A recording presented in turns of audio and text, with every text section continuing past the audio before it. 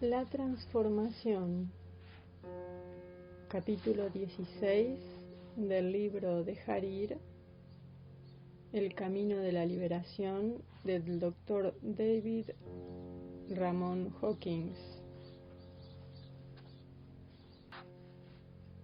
Aunque dejar ir parezca fácil, sus efectos son muy poderosos.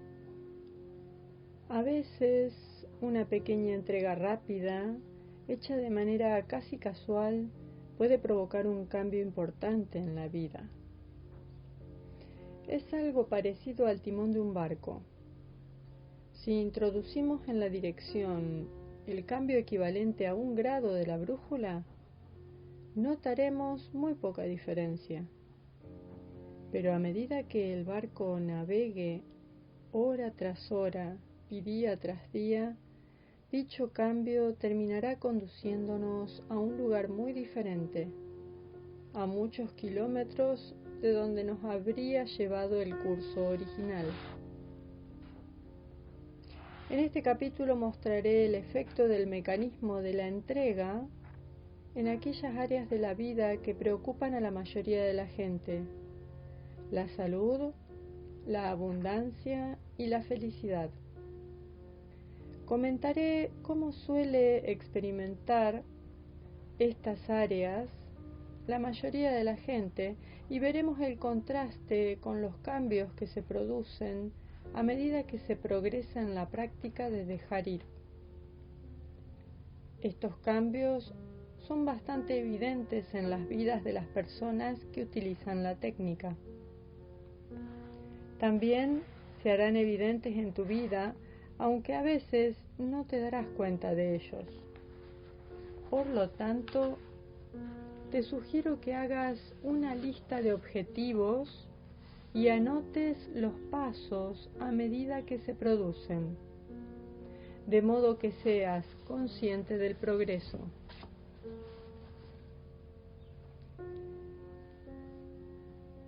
Este paso de la autoconciencia sirve para contrarrestar una peculiaridad de la mente.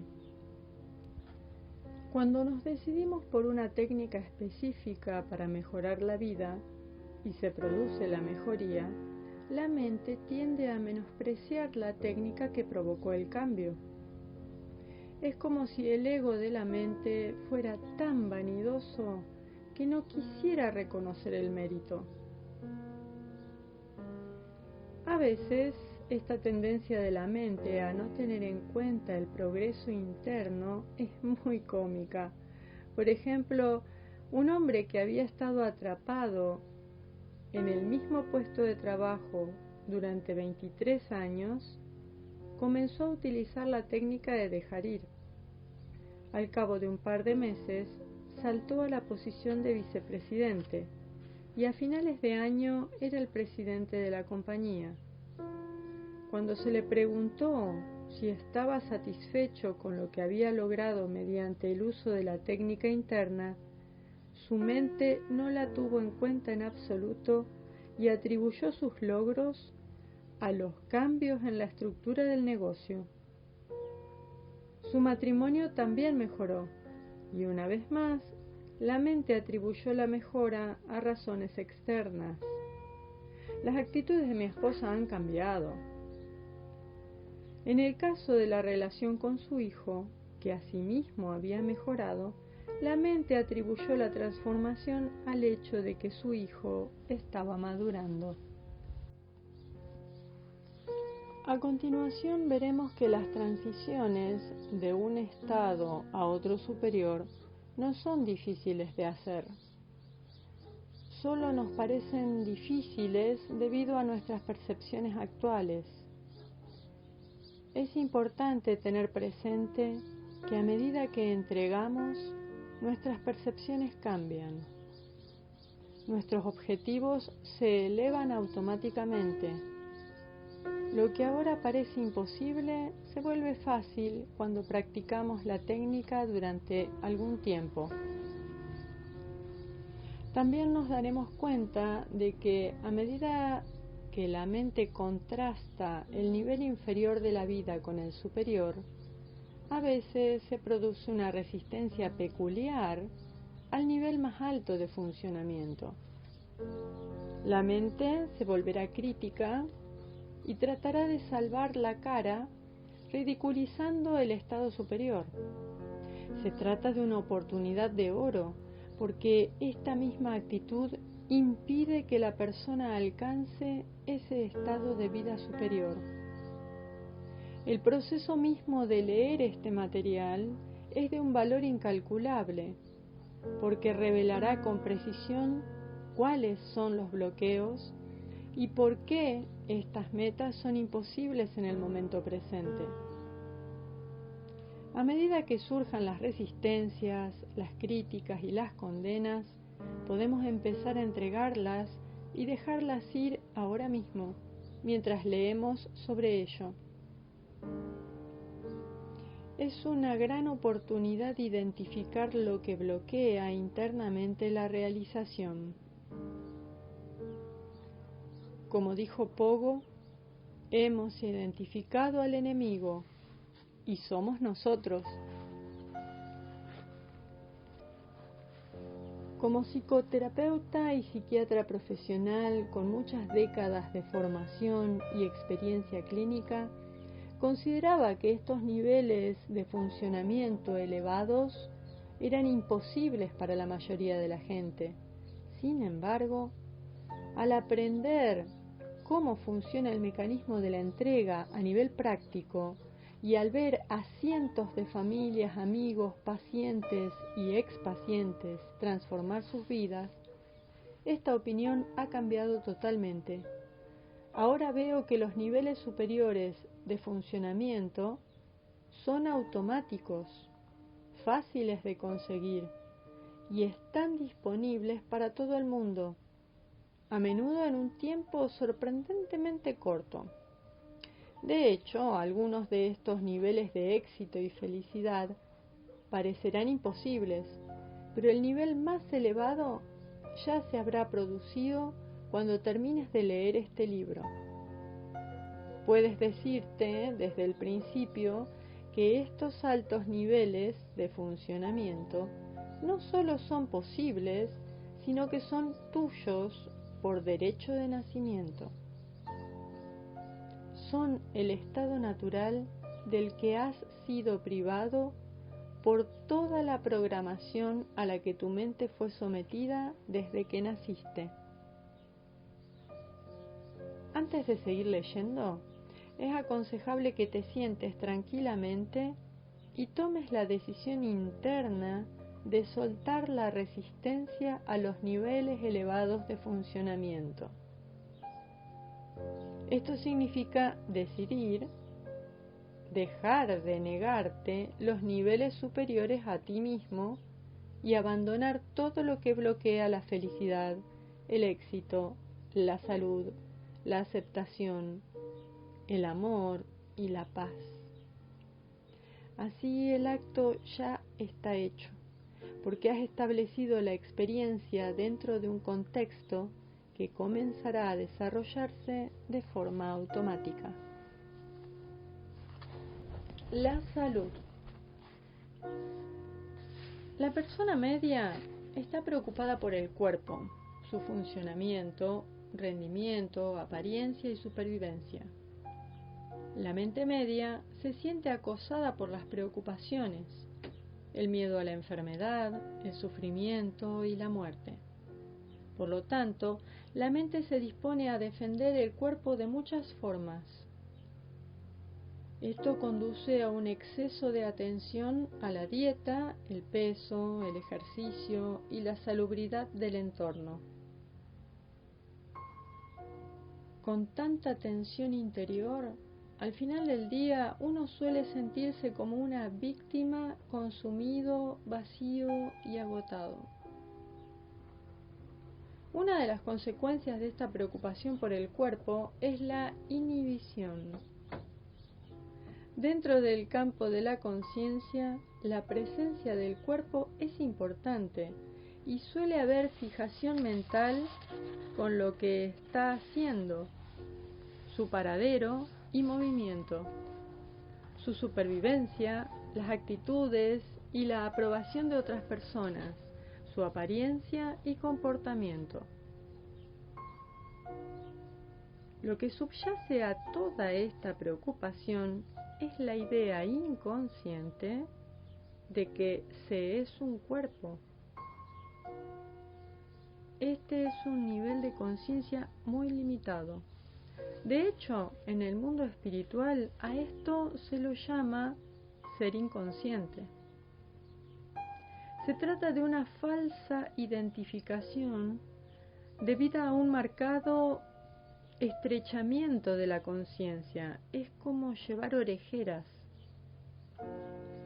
Es como tener un grano en la nariz, pensar que todo el mundo gira en torno a él y pasar el día con ese grano como elemento destacado en la mente. Sé consciente de la cantidad de energía que consume esta preocupación constante por el cuerpo. Nuestra mente ha sido programada con una innumerable variedad de sistemas de creencias sobre el cuerpo, lo que necesita, lo que es bueno para ti y su infinidad de vulnerabilidades.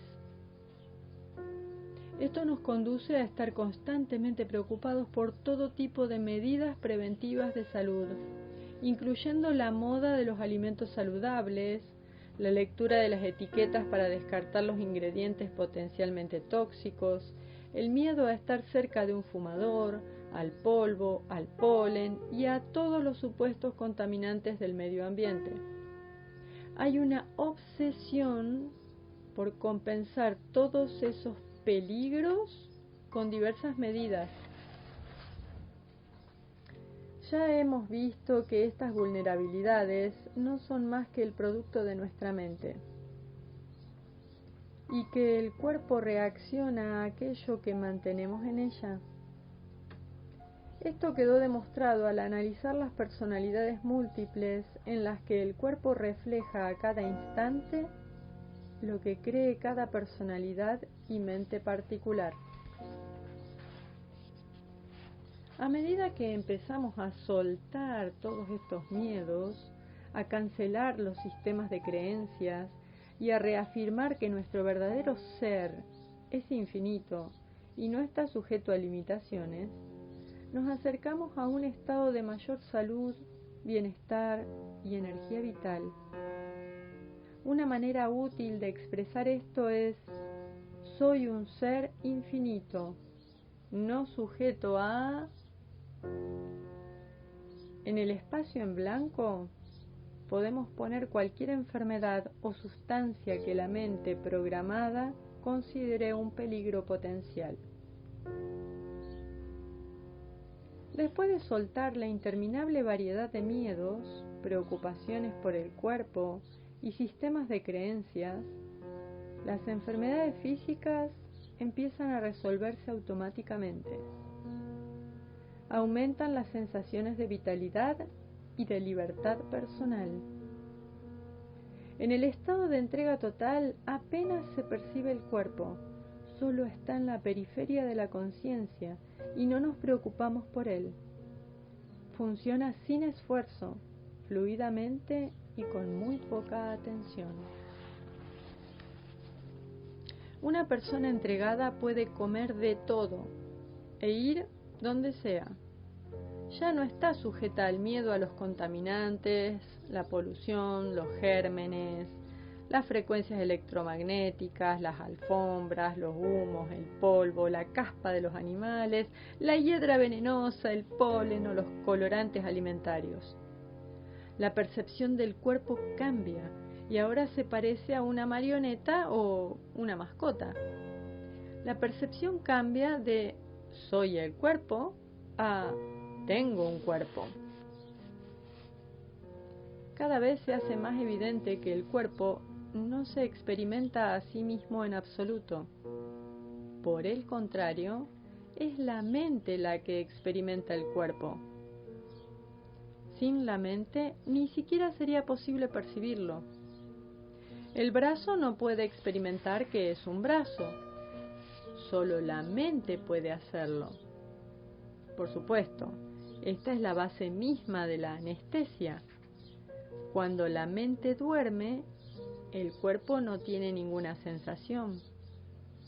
Poco a poco se nos revela que, de hecho, solo la mente tiene esa función.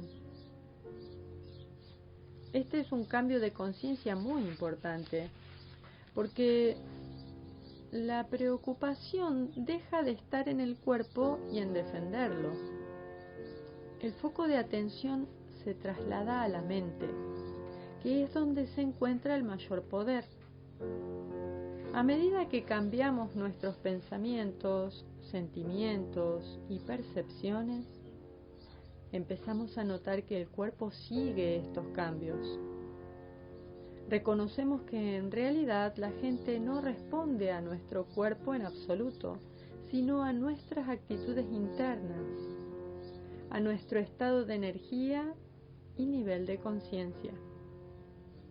Un día nos damos cuenta de que todas las personas y las cosas del mundo responden a nuestro nivel de conciencia, a nuestra intención y al sentimiento interno que tenemos sobre ello. Notamos el magnetismo de las personas santas como Madre Teresa, el Dalai Lama o Mahatma Gandhi. Vemos que se los quiere no por su apariencia física, sino por su irradiación de amor y paz. El cambio de enfoque del nivel físico al de la conciencia comienza a producir resultados rápidos. La entrega persistente de los sentimientos y actitudes negativos implica soltar también la culpa asociada de forma constante. Una conciencia que no está perforada por la culpa ya no tiende a atraer la enfermedad. En el inconsciente, la culpa exige castigo y enfermedad con el dolor y el sufrimiento acompañantes, pues estos son los medios de autorrepresalia más frecuentes de la mente. Estas autorrepresalias pueden tomar la forma de un accidente, un resfriado, el ataque de gripe, una artritis o cualquiera de las múltiples dolencias que la mente ha inventado. Estas últimas pueden transformarse en epidemias debido a la difusión de la televisión y de otros medios.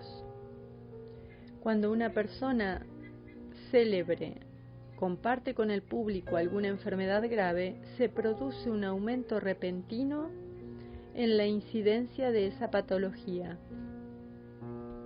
El inconsciente se apodera de una dolencia y la utiliza para ajustar cuentas.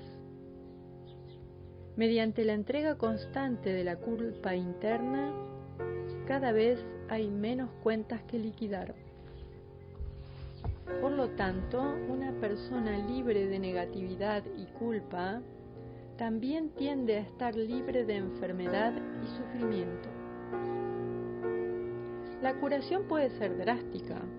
Por ejemplo, se dio el caso de una editora de revistas que estaba en un estado desesperado de esclerosis múltiple avanzada. La profesión médica había hecho por ella lo posible y había dado el caso por terminal y perdido.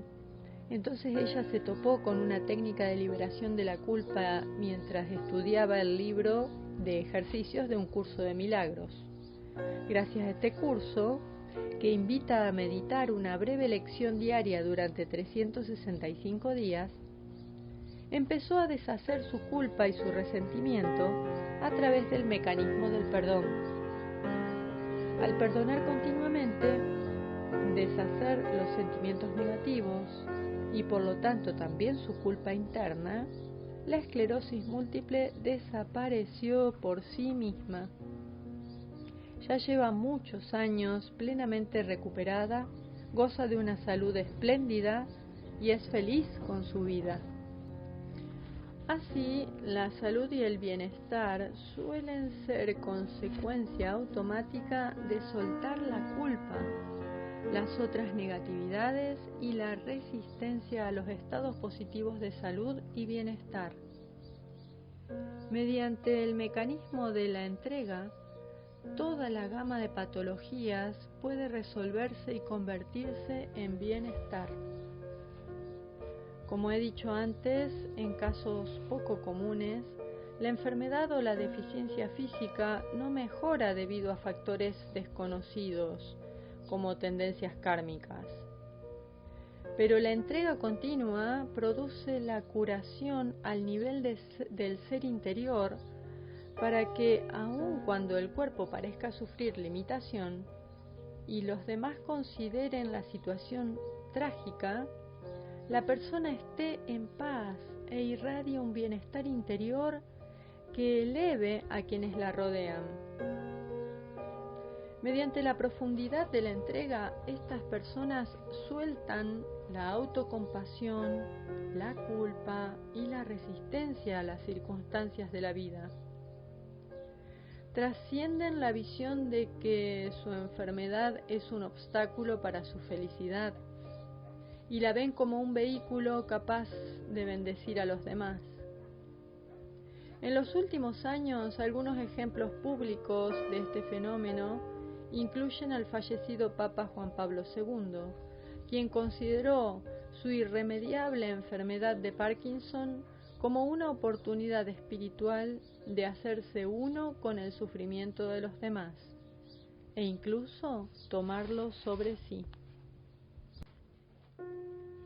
La riqueza. Este es un tema importante, no solo porque tiene un efecto directo en nuestra vida, sino también porque pone en evidencia fácil y rápidamente nuestros sentimientos, pensamientos y actitudes con respecto al dinero. Para la mente que mantiene sistemas de creencias limitantes y pensamientos y sentimientos negativos, el dinero es un problema. Es una fuente de preocupaciones y ansiedad ilimitadas, de desesperación y desesperanza, o de vanidad, orgullo, arrogancia, intolerancia, celos y envidia. En el peor de los casos, el resultado final de toda la negatividad es una sensación de limitación económica, carencia y privación.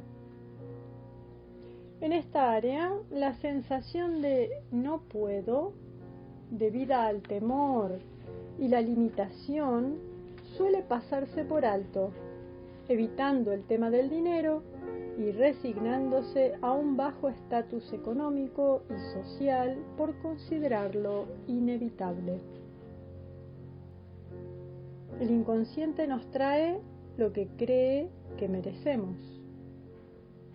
Si nos consideramos pequeños, limitados y mezquinos, debido a la culpa acumulada, entonces el inconsciente traerá esas condiciones económicas a nuestra vida. Descubrimos nuestras actitudes con respecto al dinero si nos fijamos en lo que éste significa para nosotros. Por ejemplo, podemos ver en qué medida el dinero representa seguridad, poder, glamour, atracción sexual, éxito en la competición, autoestima y valía personal. Resulta muy útil sentarse con lápiz y papel y bajo el título Dinero, empezar a delinear cuál es su verdadero significado en los diversos aspectos de la vida. A continuación, anota los sentimientos asociados a cada área y comienza a entregar cada sentimiento y actitud negativos. Al hacer esto, se produce el sorprendente descubrimiento de que el dinero, en y por sí mismo, no es el problema básico. Más importante que el propio dinero son las satisfacciones emocionales que se derivan de usarlo. Digamos que detrás del deseo de dinero descubrimos que una de nuestras metas es ser valorados y respetados. Esto significa que no es el dinero en sí lo que nos interesa, sino el respeto y la sensación de valía interna. El dinero es solo una herramienta para lograr otra cosa. En realidad no es dinero lo que queremos, sino respeto y estima. También veremos con claridad que las metas que pensábamos que nos traería el dinero, las podemos alcanzar directamente. Cuanta más autoestima tengamos, menos necesitaremos la aprobación de los demás. A medida que desvelamos esta conciencia, el dinero toma otro significado en todas las áreas de la vida. Entonces se subordina a las metas más elevadas y deja de ser un fin en sí mismo. Si no somos conscientes de lo que el dinero significa emocionalmente para nosotros, estamos a sus expensas. Nuestras creencias inconscientes sobre él y todos los programas asociados nos dirigen. Es como el millonario que sigue acumulando cada vez más. Nunca tiene suficiente. ¿Por qué se comporta así? Es porque nunca se ha detenido a ver lo que el dinero significa realmente para él. Si perseguimos obsesivamente el dinero u otros símbolos de riqueza, es porque nos valoramos tan poco a nosotros mismos que lo necesitamos para compensarlo. La inseguridad interna es tan extensa que ninguna cantidad de dinero puede superarla. Se podría decir que cuanto más pequeños nos sentimos por dentro, mayor cantidad de poder, dinero y glamour tenemos que acumular como compensación. Cuando estamos en el estado de entrega, somos libres de la pequeñez interior, de la inseguridad y de la baja autoestima. Entonces el dinero se convierte en una mera herramienta para alcanzar nuestras metas en el mundo. Sentimos seguridad al saber que siempre habrá abundancia suficiente. Siempre conseguiremos lo que necesitemos cuando lo necesitemos, porque tenemos una sensación interior de plenitud, realización y satisfacción. Entonces el dinero se convierte en una fuente de placer en lugar de serlo de ansiedad. Incluso podemos parecer indiferentes a él. Cuando lo necesitemos para completar un proyecto, aparecerá como por arte de magia. Sentimos indiferencia con respecto a él porque estamos conectados a la fuente de nuestro poder. Cuando retomamos el poder que hemos dado al dinero y vemos que es nuestro, ya no nos preocupa ni tenemos necesidad de acumularlo.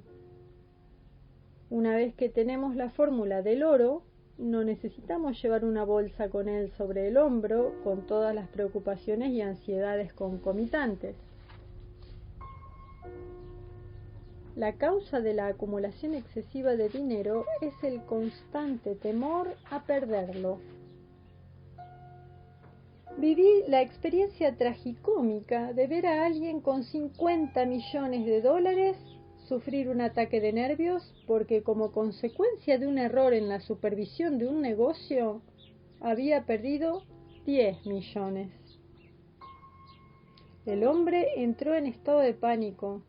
Tenía miedo de no poder sobrevivir con solo 40 millones de dólares. Quien sufre pobreza interior se siente implacablemente impulsado a la acumulación material. A esta pobreza interior la acompaña la actitud del egoísmo o sus correlatos de la vanidad y el falso orgullo. Es muy común que las personas que utilizan la técnica de dejar ir de repente se encuentren en la abundancia. Actores que lucharon por un papel y ahora son protagonistas en Hollywood. Un dramaturgo en el límite de la pobreza que se convierte en productor de un gran éxito en Broadway. Paradójicamente, algunas personas se vuelven tan indiferentes con respecto al dinero que optan por deshacerse de buena parte de él y vivir una vida mucho más sencilla. Ya no están interesados en el dinero, lo dominan. Satisfacen directamente las gratificaciones internas que habían buscado por medio del dinero, por lo que la felicidad interna es independiente de la riqueza exterior. En este estado de libertad interior, uno es independiente del mundo externo y ya no está a su merced. Se trasciende lo que se ha dominado.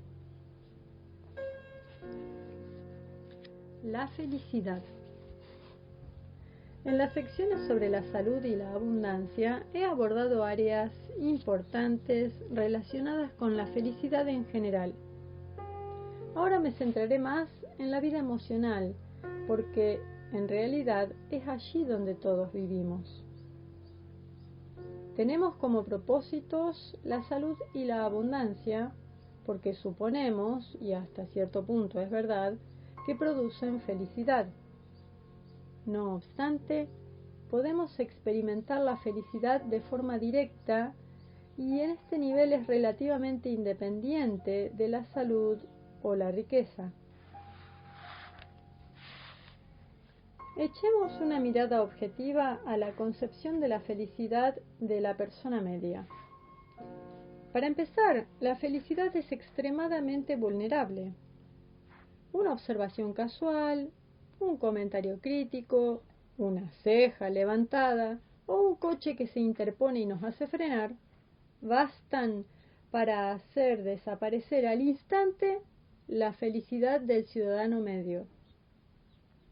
La amenaza de perder el empleo, la desconfianza en una relación, una frase premonitoria de un médico o un taxista impertinente bastan para arruinar el día a mucha gente. ¿Por qué es tan frágil la felicidad que los sucesos cotidianos pueden arruinarnos el día? Ya hemos visto las razones de esto en las secciones sobre la anatomía de las emociones. Los sentimientos, los pensamientos y las actitudes negativos, sumados a los juicios y las críticas constantes de otras personas, a menudo nos hacen sentir separados de los demás.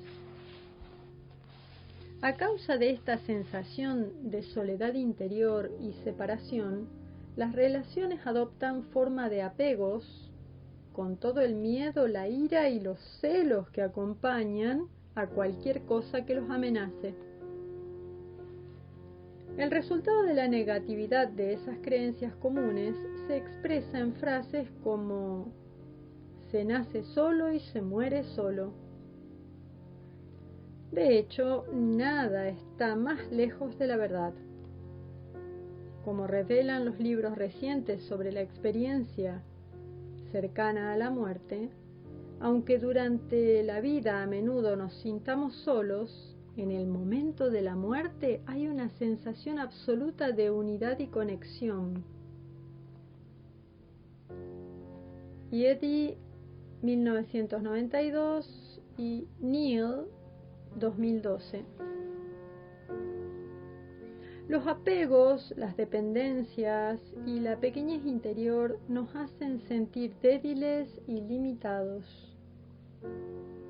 La intolerancia culpable de nuestros pensamientos y sentimientos se proyecta en el mundo, que se presenta como un lugar terrible. Como mantenemos estos temores en la mente, literalmente atraemos acontecimientos y experiencias terribles a nuestra experiencia de vida. El miedo deriva en ira crónica y nos hace propensos a los ataques y al caos emocional. Sufrimos y sentimos dolor, desesperación periódica y propensión a la alteración emocional. El ego-mente, que nos ve a todos separados, tiene envidia de cualquier persona que parezca feliz y exitosa, o con una relación o un cuerpo mejor, o con mejores contactos. Pronto, la falta de claridad interior sobre las metas produce una confusión que lleva a la autocompasión, la envidia y el resentimiento. La autocondena se proyecta sobre el mundo con la forma de condena de los demás, lo que aumenta todavía más la sensación de culpa y pequeñez. Algunos solo encontramos una salida a través de la grandiosidad, la intolerancia, el fanatismo, la arrogancia y la ira, que toman la forma de crueldad, dominancia, brutalidad e insensibilidad hacia los sentimientos de los demás. A menudo la insensibilidad proviene de las excusas que uno se da a sí mismo, como soy una persona honesta que dice lo que piensa, o soy un tipo franco, siempre sabes dónde estoy. Estos comentarios encubren la insensibilidad, o más precisamente la torpeza. La baja autoestima deriva en críticas a uno mismo y a los demás, en competencia y comparación constantes, en análisis, desprecio e intelectualizaciones, en dudas y fantasías de venganza. Cuando todos estos mecanismos fallan, recurrimos a la apatía y a los sentimientos de impotencia y victimización. En estos estados nos vamos alienando progresivamente por lo mucho de nosotros mismos que tenemos que ocultar. Nuestro comportamiento conduce al aislamiento y al desequilibrio, debido a la sobrevaloración de los aspectos de la vida que parecen funcionar. Este caos interno hace necesario que la personalidad media permanezca inconsciente en todo momento. Es interesante observar las maneras que la mente ha inventado para lograrlo. Una persona se levanta por la mañana y enciende la radio o la televisión para desviar la mente del yo con su parloteo mental. A pesar de esta distracción, los pensamientos y sentimientos siguen surgiendo, hasta que la mente se preocupa de los proyectos de la jornada, el trabajo y diversos planes de logros y de placer. Empieza la preocupación por el cuerpo, todos los cepillados, lavados, perfumes, bases de maquillaje, desodorantes y la selección cuidadosa de la ropa del día. La elección de la ropa recuerda el programa del día, el ajetreo de las actividades programadas, las incontables citas, llamadas telefónicas, recados, compromisos sociales, responsabilidades hogareñas y correos electrónicos. De camino al trabajo o en las actividades del día, charla con los compañeros, escucha la radio en el coche, llama por el teléfono móvil, envía mensajes de texto y lee el periódico de la mañana en el metro. Una vez en el destino, sigue la preocupación por los acontecimientos externos de la jornada, los negocios, los tratos, las oportunidades, los arreglos, las preocupaciones, las manipulaciones, la búsqueda interminable de poder, la búsqueda de gangas y el omnipresente miedo a la supervivencia. Todo esto está motivado por el deseo de hallar significado y seguridad, y de aumentar la autoestima y la valía por cualquier medio. Ni siquiera nos damos cuenta del frenesí de la lucha hasta que, de repente, nos vemos obligados a interrumpirlo por algún acontecimiento externo.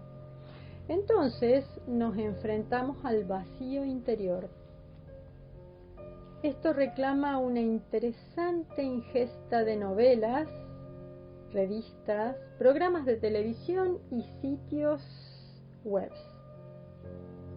O bien evitamos el vacío asistiendo a fiestas, escapando a través de las drogas, insensibilizándonos con un par de copas, viendo películas o con otras diversiones.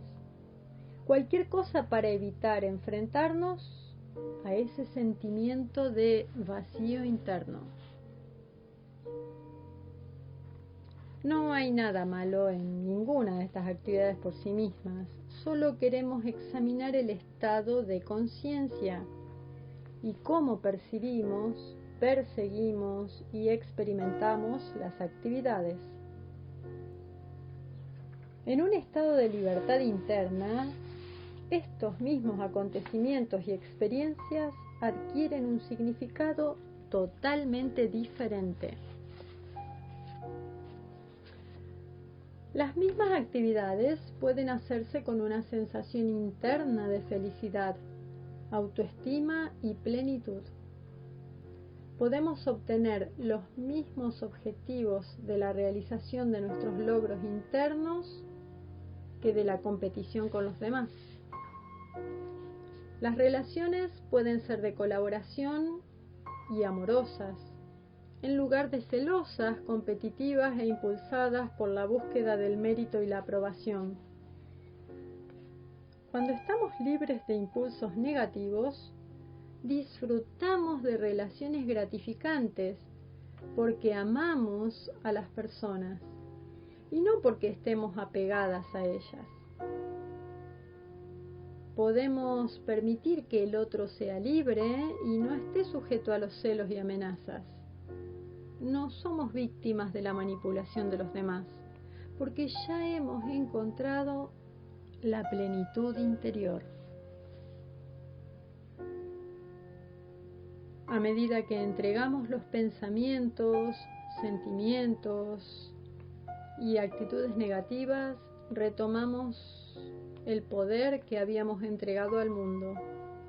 Gran parte del atractivo del mundo se debe al glamour que hemos proyectado sobre él. Entonces surgen preguntas para la reflexión.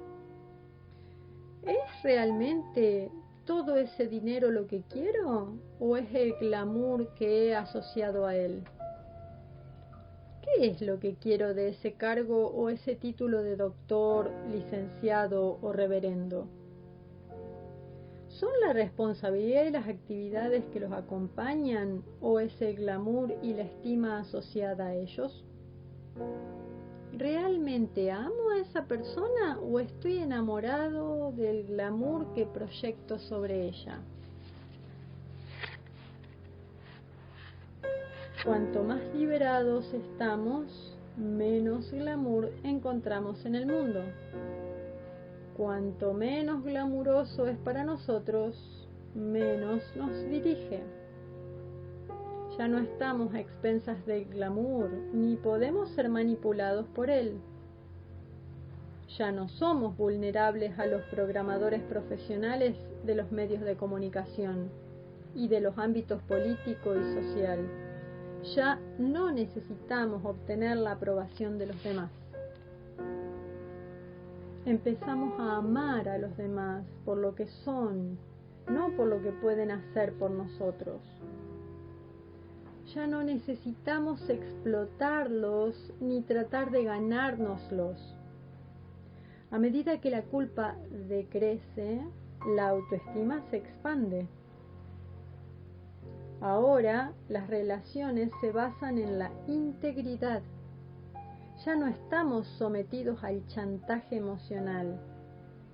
Como consecuencia de ello, dejamos de tratar de chantajearlos con la presión emocional. Dado que las relaciones se basan en la honestidad y que existen y funcionan en un plano superior, ya no tenemos miedo a la alienación o a la soledad. La persona entregada ya no necesita de los demás para sentir su propia plenitud, pero está con ellos porque elige el amor y el disfrute. La compasión por los demás y por su humanidad transforma la vida y las relaciones. El estado de libertad interior. ¿En qué se convierte la vida cuando uno se entrega continuamente? ¿Qué es posible? En el estado de entrega somos independientes del mundo exterior como fuente de satisfacción, porque hemos hallado la fuente de la felicidad en nosotros. Compartimos la felicidad con los demás. Por lo tanto, en las relaciones prestamos apoyo y somos simpáticos, estimulantes, pacientes y tolerantes.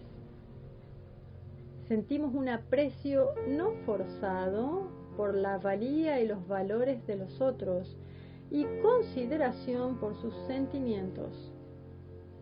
Abandonamos las luchas de poder, el deseo de tener razón y la obsesión por imponer nuestro punto de vista. Tenemos una actitud automática de apoyo a los demás para que puedan crecer, aprender, experimentar y realizar sus potencialidades. Estamos bien predispuestos y aceptamos a los otros. Nos sentimos relajados, vibrantes y llenos de energía. Los acontecimientos de la vida fluyen sin esfuerzo.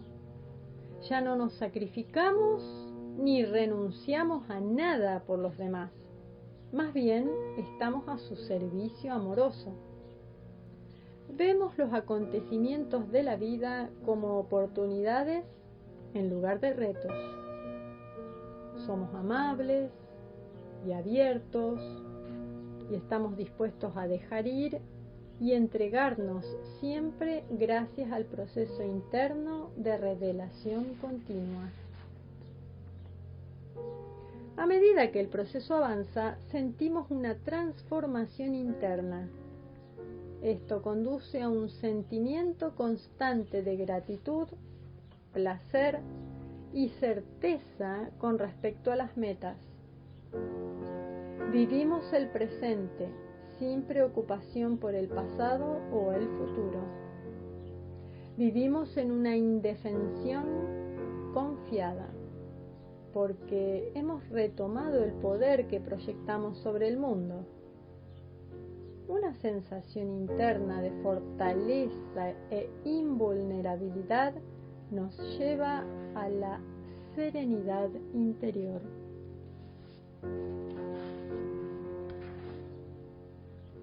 Al principio, todavía nos identificamos con el cuerpo. Si el mecanismo de la entrega continúa, se hace bastante evidente que no somos el cuerpo, sino la mente que lo experimenta. A medida que entregamos más sentimientos y sistemas de creencias, finalmente tomamos conciencia de que tampoco somos la mente, sino aquello que presencia y experimenta la mente, las emociones y el cuerpo.